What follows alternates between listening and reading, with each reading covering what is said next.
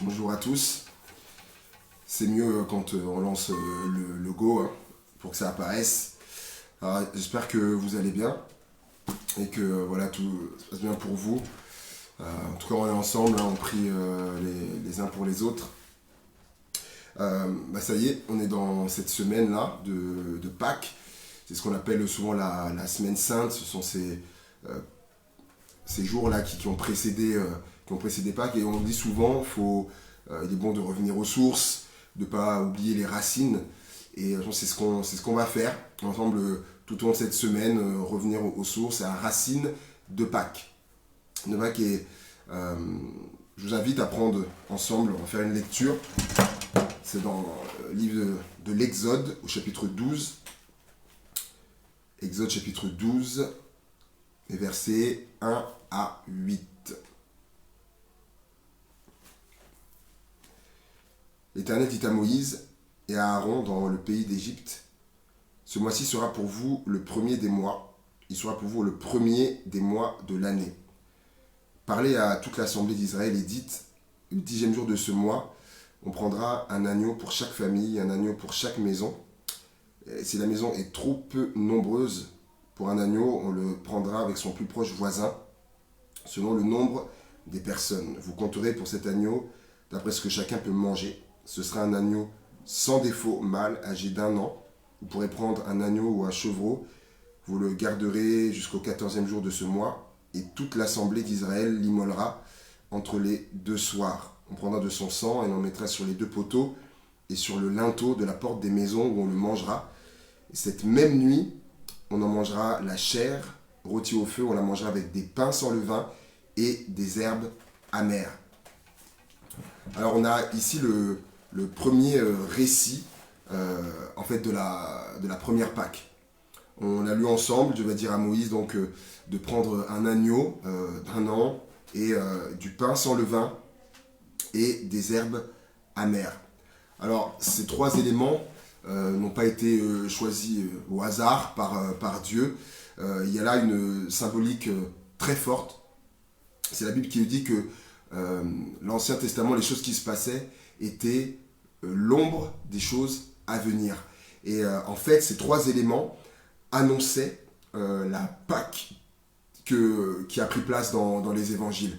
Et moi, ce matin, je vais vous parler du pain sans levain. Alors, je pense que la plupart des personnes connaissent le pain sans levain, et surtout le levain.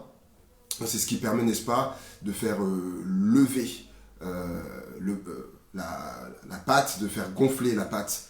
Et quand on considère les textes bibliques, eh bien le levain est presque toujours symbole du péché.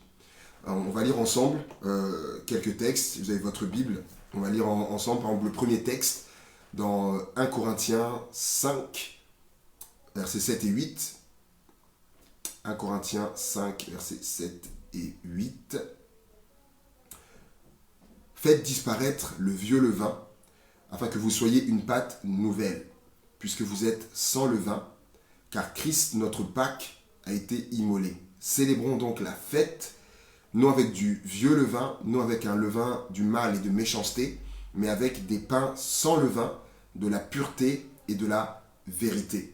Donc, comme je disais que beaucoup de passages, lorsqu'il est question du levain, il est question du péché. Alors dans ce texte-là, par exemple, l'apôtre Paul parle du mal, il parle de la méchanceté. On va prendre un autre texte dans Matthieu, chapitre 16, et le verset 6. Matthieu, chapitre 16, verset 6. Jésus leur dit, « Gardez-vous avec soin du levain des pharisiens et des sadducéens. » Gardez-vous avec soin du levain des pharisiens et des sadducéens. Pourquoi est-ce que Jésus dit ça? C'est quoi le rapport là avec le péché? C'est que les pharisiens, par exemple, à un moment donné, Jésus va dénoncer ce qu'ils font. Et regardez, on va lire ensemble dans Matthieu 23. Matthieu 23. Matthieu 23.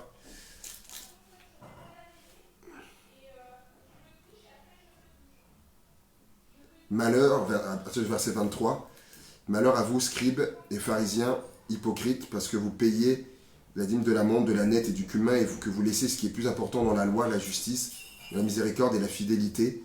C'est là ce qu'il fallait pratiquer sans négliger les autres choses. Conducteur aveugle qui coulait le mouchon et qui avalait le chameau. Malheur à vous, scribes et pharisiens, parce que vous nettoyez le dehors de la coupe et du plat, et qu'au-dedans ils sont pleins de rapines, donc de vol et d'intempérance. Pharisiens aveugles nettoient premièrement l'intérieur de la coupe et du plat, afin que l'extérieur aussi devienne net. Malheur à vous, scribes et pharisiens, hypocrites, parce que vous ressemblez à des sépulcres blanchis, qui paraissent beaux au dehors et qui au dedans sont pleins d'ossements, de morts et de toute espèce d'impureté. Vous de même au dehors, vous paraissez juste aux hommes, mais au dedans, vous êtes plein d'hypocrisie et d'iniquité. Et on voit que, donc là, Jésus il parle aux pharisiens et aux scribes, et vous avez remarqué que plusieurs fois il va dire hypocrite. Ils affichaient quelque chose au dehors, mais ce n'était pas la réalité du cœur. Il va parler du vol, de corruption, de ce qui prennent aux veuves, etc. Donc on voit que quand Jésus parle du levain des scribes, des pharisiens, il y a cette notion-là de péché. Les Sadducéens, par exemple, ils ne croyaient pas au surnaturel. Ils ne croyaient pas au surnaturel, au miracle. Ils ne croyaient pas à la résurrection. Alors là, pour parler de Pâques, c'est compliqué. On ne croit pas à la résurrection.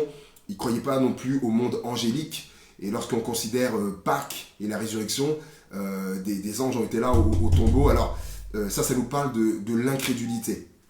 Toute l'incrédulité. Marc 8, verset 15, Jésus leur fit cette recommandation: gardez-vous avec soin du levain des pharisiens, encore une fois, et du levain d'Hérode. Alors, qu'est-ce qu'on peut retirer d'Hérode ou du levain d'Hérode? Acte 12, verset 1 et chapitre 2, verset 21-23. Vers le même temps, le roi Hérode se mit à maltraiter quelques membres de l'Église. Et il fit mourir par l'épée Jacques, frère de Jean.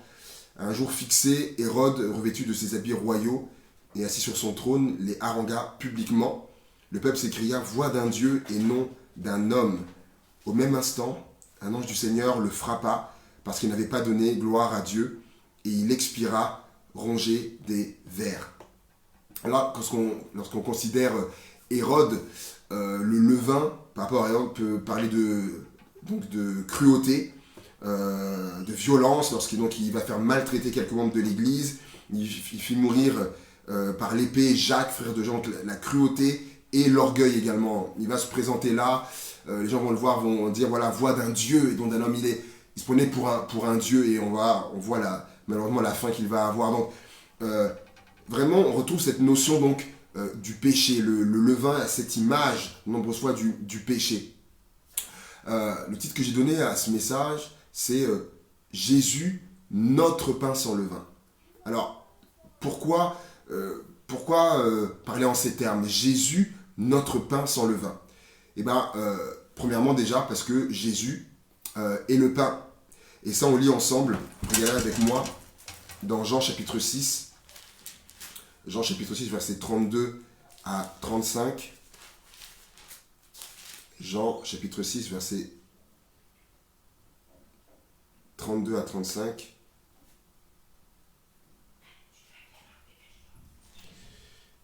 Jésus leur dit: en vérité, je vous le dis, Moïse ne vous a pas donné le pain du ciel, mais mon Père vous donne le vrai pain du ciel. Car le pain de Dieu, c'est celui qui descend du ciel et qui donne la vie au monde. Ils lui dirent: Seigneur, donne-nous toujours ce pain.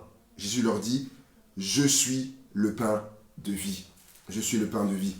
La Bible dit également en Hébreux 4,15 que Jésus a été tenté en toutes choses comme nous, mais qu'il ne commit pas le péché, sans commettre aucun péché. Donc lorsque on fusionne ces deux passages-là, où on voit que Jésus est le pain, le vrai pain, et qu'il n'a jamais commis de péché, donc comme cette image donc, du levain, il est donc ce pain sans levain. Et c'est un pain, Jésus, qui peut être mangé. Alors regardez le verset 50 et 51, donc du chapitre 6 de l'évangile de Jean. C'est ici le pain qui descend du ciel, afin que celui qui en mange ne meure point. Je suis le pain vivant qui est descendu du ciel. Si quelqu'un mange de ce pain, il vivra éternellement. Et le pain que je donnerai, c'est ma chair que je donnerai pour la vie du monde. Et lorsque Jésus a dit cette parole-là, beaucoup ont été choqués. Comment ça? Ils demandent de manger sa chair, qu'il est le pain. Eux pensaient à du cannibalisme. Alors que là, Jésus parlait spirituellement, en fait. C'est que il disait que manger sa chair, du pain qu'il est lui-même, en fait, c'est venir à lui, en fait. Quand on lit le verset 35, suite du verset 35, Jésus dit donc, juste après, quand il dit « Je suis le pain de vie », il va dire « Celui qui vient à moi n'aura jamais soif, et celui qui croit en moi n'aura jamais soif. » Parce que tout à l'heure, Jésus parlera également de son sang qui est à boire. Et en fait, boire son sang, il explique là, c'est croire en lui. Et donc, manger de sa chair, du pain qu'il est, c'est tout simplement venir à lui. Et qu'est-ce qu'on peut en tirer pour nous? C'est que en venant à lui, donc en mangeant ce pain, donc c'est venir à lui, en venant à lui, eh ben, je peux être délivré du péché. Du mal que j'ai parlé tout à l'heure, de l'hypocrisie, de la rapine, du vol peut-être, de la corruption, de l'incrédulité, de la violence, de l'orgueil, du mensonge, tellement d'autres choses également. Et là, je parle peut-être à quelqu'un, il y a les croyants de l'église qui regardent, peut-être à quelqu'un qui est là et vous ne connaissez pas encore Dieu. Et bien ce message, il est pour vous. En venant à Jésus, vous pouvez être délivré du péché, de toutes ces choses-là, de tout ce qui vous retient captif également. Et bien c'est ça Pâques. Jésus, notre pain sans levain qui est là pour vous. Il a dit, celui qui mange de ce pain vivra éternellement. Vous pourrez vivre éternellement en venant à Jésus-Christ, en lui donnant votre vie. Et c'est ça le formidable message de Pâques qu'on va continuer également de vous partager tout au long de cette semaine. On est tellement heureux de le faire. Un si beau message, une si belle fête qu'est Pâques. Donc vraiment, j'ose espérer que voilà, ce message vous aura béni et encouragé également. Donc j'aimerais qu'on puisse prier le Seigneur et puis on va voir et puis échanger donc quelques instants ensemble. Seigneur Jésus, je te rends grâce pour ta parole qui est tellement merveilleuse, tellement magnifique. On a parlé du pain là, et c'est vraiment une nourriture pour nous cette parole.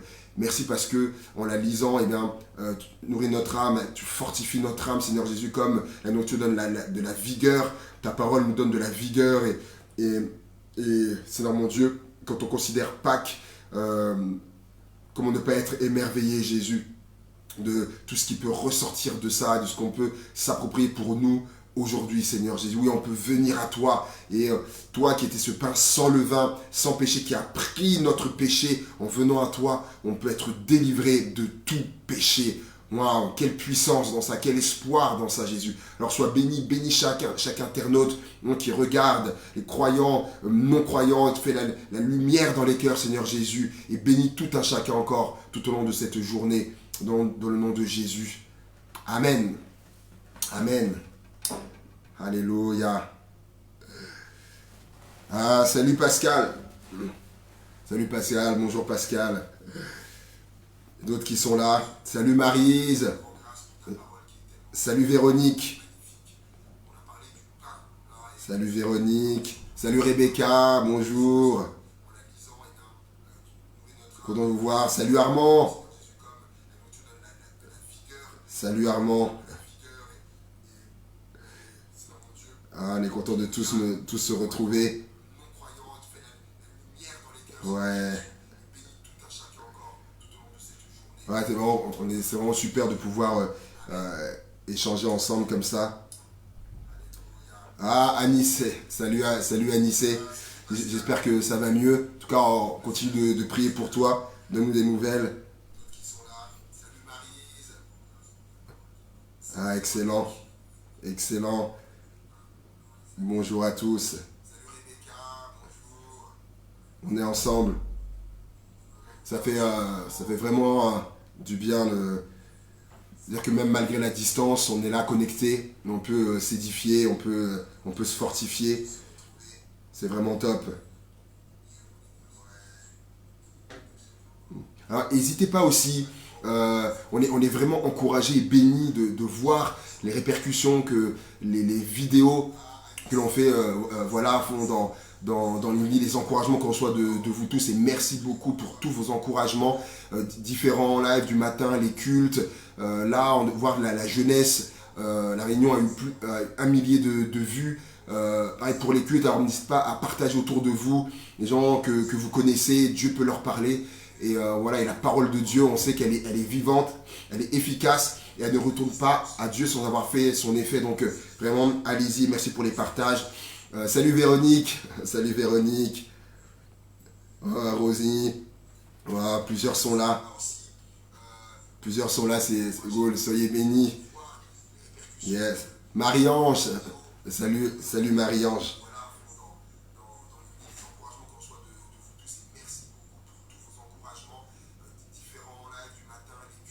Ouais.